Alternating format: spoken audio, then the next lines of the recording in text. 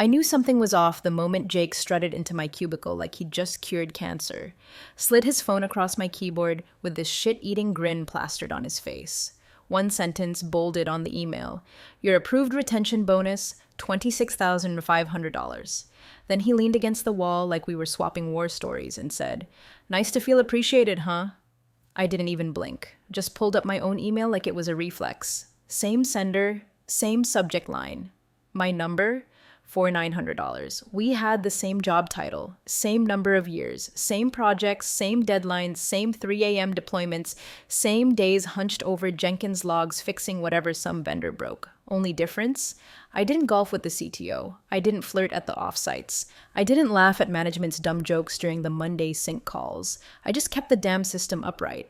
When I asked HR for clarification, they didn't even pretend to be surprised. "You're valuable in different ways," said the director. Pushing her glasses up like that made the lie more palatable. Then the kicker: be a team player. Right there. That line. Be a team player. That's when the match hit the fuse. Quick side note: if you're still listening and you're into these kinds of stories, do me a favor, hit that subscribe button and like the video. Seriously, 97% of folks just listen and move on, and it'd mean a lot to the team behind this if you helped keep these coming. Anyway, I smiled, nodded like a good little cog in the wheel, then walked straight back to my desk and opened a folder I hadn't touched in months, buried deep in a backup drive labeled something no one would care to check, /redundancy, step off, plan /. It wasn't dramatic. I didn't start flinging monitors or post a manifesto on Slack. I just began, quietly, took an inventory, cleaned my local mirrors, ran a few dry scripts I'd written back when "just in case" still meant something, made sure all the little breadcrumbs were in place. I didn't do this in one night. Hell no. I let the days pass like normal, showed up, smiled during stand-ups, pushed updates, acted like $4,900 was all the appreciation I needed. But behind the curtain, I was aligning dominoes, each one set to fall when I walked out and didn't come back. That last night, the building was a ghost town, fluorescents buzzing overhead like dying insects. I cleared my desk, one post-it at a time, wiped the fingerprint reader, cleared my cache, left my nameplate on the chair. At 2:50 a.m., I paused by the badge reader. My thumb hovered. One swipe and the disengage script would activate. Not destructive, not illegal, but enough to make them remember me, enough to make them need me. I slid the badge through. It beeped once. Behind me, the soft hum of the server room felt different, like it knew. I dropped the badge in the metal tray near security and walked toward the elevator. No one to stop me, no one to say goodbye. The same way no one noticed when I spent 5 years stitching together the back end that ran their precious, agile pivot. And as those elevator doors closed, I didn't feel proud or scared. Just still. Like I had finally let go of something I should have dropped a long time ago. Next time they told someone to be a team player, maybe they'd remember what happens when the only one who actually was leaves the field entirely. It started with a Jenkins job failing for no good reason. Then the MFA tokens didn't refresh. 1 or 2 at first, then 5. Then the push approvals that used to show my name suddenly said undefined. I flagged it in the changelog thinking it was just another lazy update from DevSec. But something didn't sit right, so I dug. Someone had rerouted the access logs, quietly, like they hoped no one would notice. But rerouting logs without updating the monitoring tree, that's amateur hour. I traced it back to a new config, one of the fresh agility initiatives the new CTO was championing. Because nothing says secure infrastructure like a guy with a standing desk and no understanding of privilege chains. He wanted speed. He wanted agile delivery. He wanted to decouple the backbone I'd spent 5 years threading together because I held too many keys. No shit I did. That was the job. It had always been the job. And even after he shifted admin roles around like a Vegas dealer on Adderall, revoking, reassigning, auto-approving, I noticed one thing stayed untouched: the legacy auth chain, because it was still too complicated for them to migrate. And that chain still routed through me. Every token, every elevated access log, every multi-layered sync call that kept prod and staging in harmony when things got weird, it all led back to a 5-line block of code buried in an old Jenkins pipeline named provision auth legacy v marsh. That's when I built the shadow stack. Didn't announce it. Didn't document it in Confluence. Just mirrored the essentials. access policies, storage routes, node relationships, and wrapped them in a quiet auth frame I called failsafe 22B. One line in the script: if badge exit equals true and an user equals mamon vm.arch, then trigger reversion. That's all it needed. Failsafe 22B wasn't meant to burn the place down. I'm not a saboteur. I'm not some drama-fueled coder with a god complex. But I believe in insurance. And this was insurance. A way to revert authority back to manual authentication if, and only if, the system recognized a voluntary exit from its spine architect. That's what they never understood. Their stack wasn't just containers and Git repos and auto-scaling Kubernetes pods. It was a cathedral of patches and duct tape and undocumented handshakes I had built and repaired through 100 production scares. And when they started slicing it apart without knowing what any of it meant, I didn't rage. I just started planning my exit the way I had built everything else. Calmly, carefully, with no intention of returning once I stepped out. No one asked why I stopped pushing changes during the Thursday deploy windows. No one noticed I pulled my name from the rotation schedule for incident response.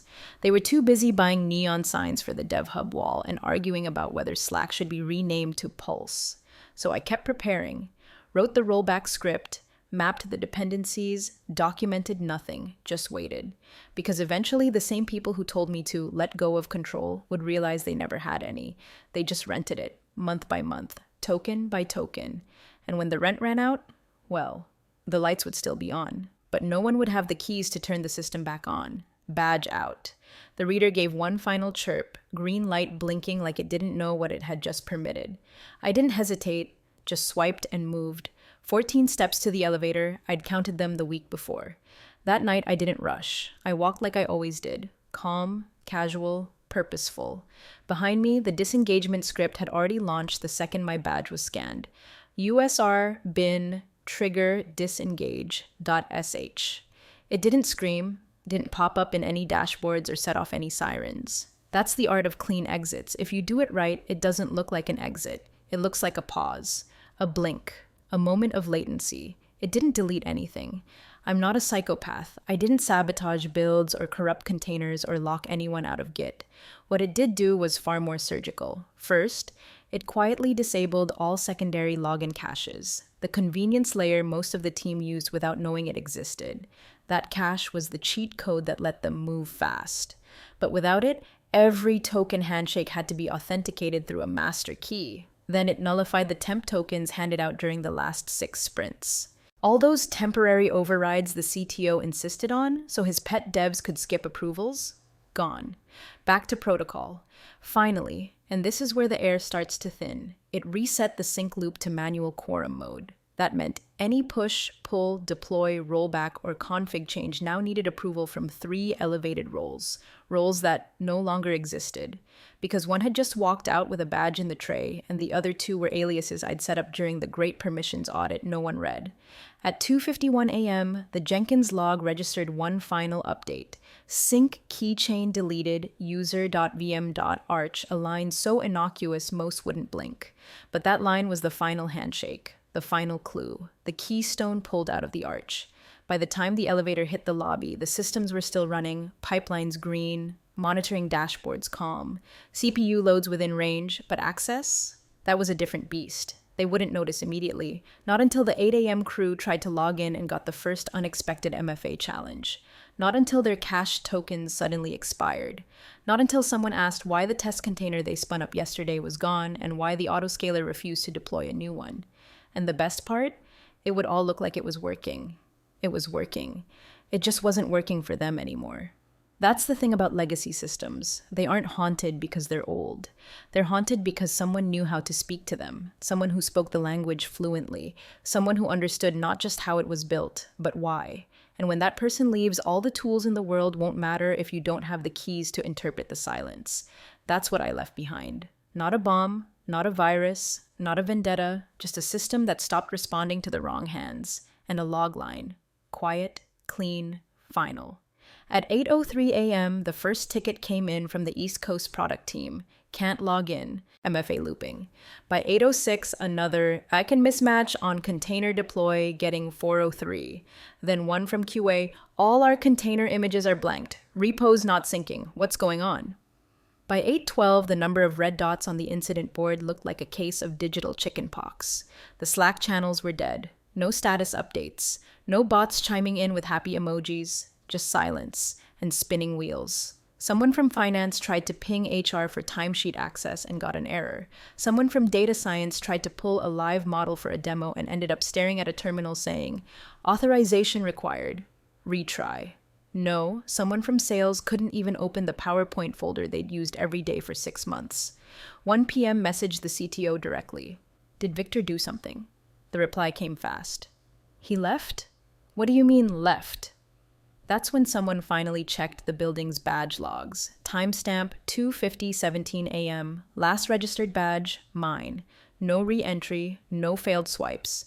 Just one clean exit. That's the funny part. Everything was technically fine. There were no system errors, no alerts screaming through PagerDuty, no rogue scripts chewing through memory. Everything was functioning exactly as designed. It just wasn't functioning for them. The system required manual quorum approval now. Manual, meaning it waited for inputs from roles that didn't exist anymore. It hadn't crashed. It hadn't broken. It had simply shifted into a state of stillness. And when something that used to respond to you suddenly stops, that silence feels louder than an explosion. The junior DevOps guy, one of the new hires, tried to SSH into the backup environment. Denied. An engineering lead attempted a full repo pull from the mirrored staging environment. Rejected. Legacy sync key invalid. They even tried rebooting the test cluster just to feel like they were doing something, but the reboot sequence required confirmation from an email domain that had been decommissioned 2 years ago. A domain that had been kept alive purely for cross-system compatibility. A domain I had ghost admin rights to, unlogged, unannounced, untraceable, until last night, when it expired precisely at 2:51 a.m. When the CTO finally joined the emergency Zoom, he looked like he hadn't finished his first coffee. "Just roll back," he said. "Use last night's backup. Let's move." Silence. One engineer cleared his throat. We can't." "Why not?" "Backups are encrypted with a split key protocol, and the quorum key..." He paused. Victor had it. That's when the CTO sat back in his chair and finally stopped talking. The rest of the day unfolded like a slow-motion car crash. Each hour brought a new realization of just how deep I'd been woven into the system. Someone tried to open a dashboard I'd built for infrastructure alerts, only to realize they didn't know how to interpret the color coding. Someone else tried to adjust user roles in the admin console, only to find the permission tree was locked behind a credentials node tagged VMauth core. No one even knew what VM stood for. It stood for my initials. Of course it did. They'd built their shiny new empire on top of scaffolding I designed with duct tape and determination. Thought they could swap me out like a busted cable, but the foundation doesn't care about your titles. It only cares who knows where the switches live. And by sunrise, every one of those switches was silent. The moment the CTO shouted, "Roll back to backup," the room froze like he'd just declared war and expected the Wi-Fi to win it for him. But rollback wasn't a magic word. It was a process. A protocol, a controlled action that, per internal compliance, required elevated clearance from the custodian architect, me. Which is funny, because the whole reason I built it that way was to prevent this exact kind of reckless button mashing by people who thought buzzwords were infrastructure. First issue, the backup decrypt tokens had expired. Not corrupted, not deleted, just quietly timed out at 0300 a.m., synced to a UTC scheduler I set up back when I still believed compliance meant something. The tokens rotated every 90 days unless manually extended by the primary key holder. Guess who the key holder had been? Second issue, the override they were so sure existed never actually did. There'd been a JIRA ticket 6 months ago asking for disaster scenario auto recovery, but I flagged it with a big red comment. Denied. Violates quorum lock integrity.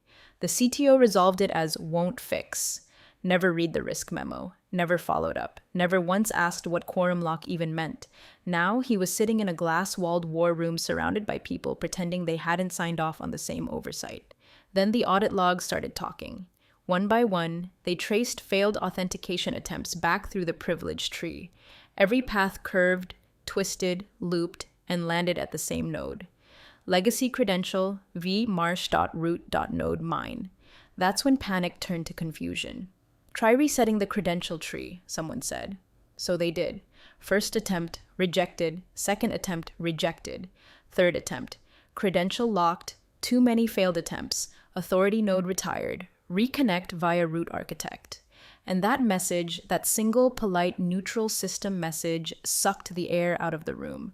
Because it didn't say corrupted or denied or malicious action detected. It said retired.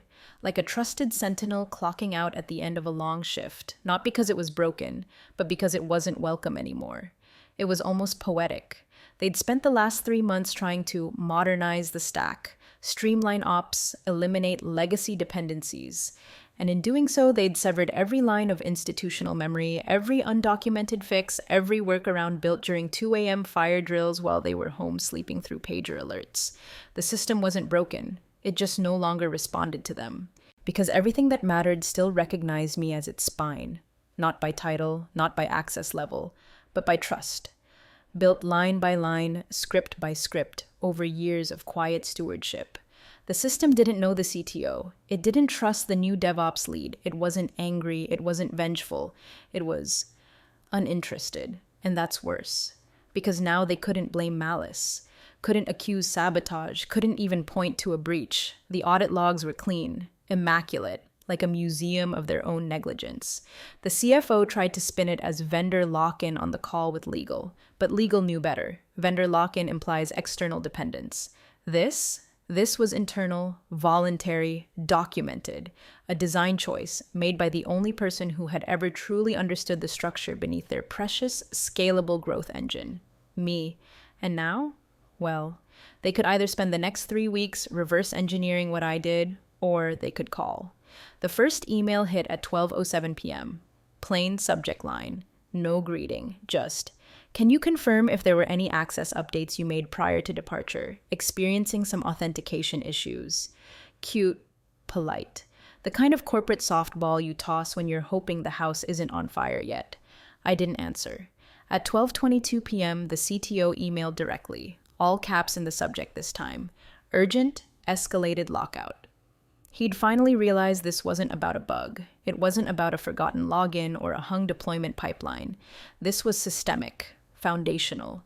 Something only someone who spoke the spine's language could even begin to approach. He tried to sound neutral, but I could smell the desperation under the sentences. Appreciate any clarity you can provide. We're under some pressure given timing around infrastructure reviews and compliance protocols. Please advise ASAP. I didn't. At 12:41 p.m., the COO jumped in, CCing me and legal with a warm, corporate smoothed opener. "Hi there, hope you're well." Then a sharp pivot. "We understand there may be certain elements of the legacy infrastructure that were built with elevated dependency. Given your history and role, we'd appreciate your guidance in restoring baseline access. Of course, this would be compensated." Of course it would. And there it was, my favorite part. The CC to legal came before engineering, not because they were worried I'd done something wrong, but because they finally understood they had. Not technically, not in the logs, but in the way that matters to investors, to regulators, to audit firms. The damage wasn't a missing key. The damage was that the person who held it had left without raising her voice. And now the silence was ringing in their ears. I read it all twice, sipped my coffee, let the pressure cook just a little longer. Then, at 1:03 p.m., I replied with one sentence. "Please direct all correspondence through HR." No sign-off, no emojis, no warmth, just structure. Because when you build systems that carry weight, you learn one thing. Control isn't loud. It's procedural. It's showing them that you don't have to yell. You don't even have to explain. You can let the trail of escalation do the talking. Let the calendar remind them that their next audit cycle starts in less than 36 hours and they can't even generate the compliance logs without the sync service because it runs through a now dormant signature node. Mine. And they had no idea what happens if that audit gets flagged.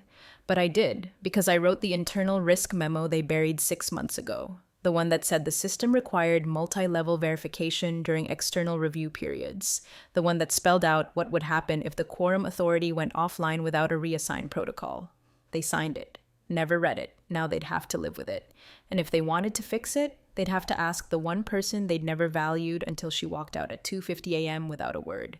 And now, I'd respond, on my terms. The call started at 2:04 p.m., 3 minutes late, which already told me they were stalling, trying to frame the conversation, control the optics. I watched the Zoom screen populate.